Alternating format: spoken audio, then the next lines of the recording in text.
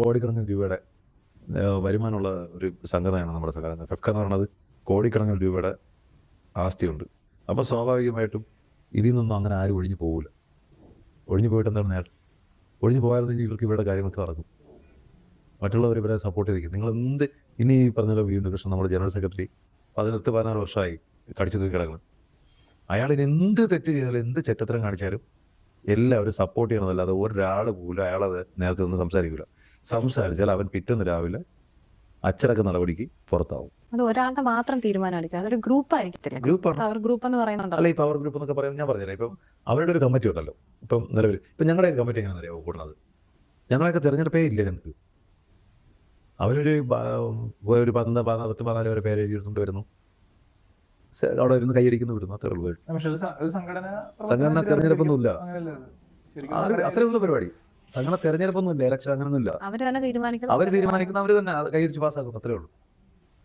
അല്ലാതെ വേറെ ഒരുന്നുമില്ല.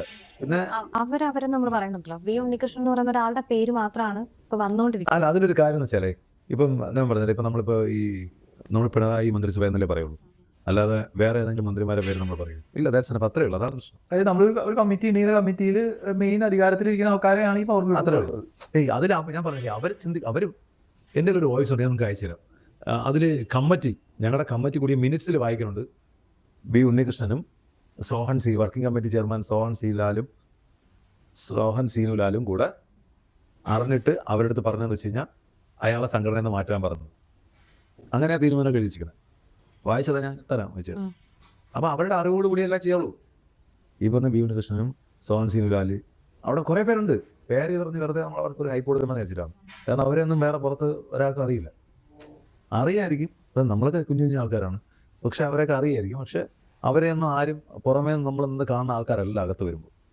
നിങ്ങളൊന്നും പറഞ്ഞുതരാം, നമ്മൾ കഴിക്കും ഭയങ്കര ആൾക്കാരാണ്.